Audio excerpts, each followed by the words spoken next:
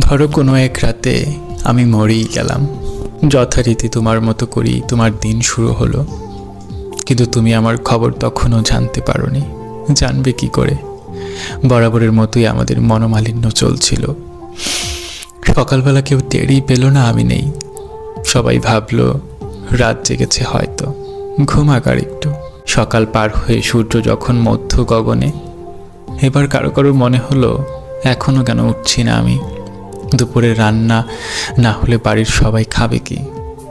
প্রথমে কেউ কেউ নাম ধরে ডাকলো, তারপর যখন উঠছি না তখন বেশ জোরে নাম ধরে ডাকলো কয়েকবার।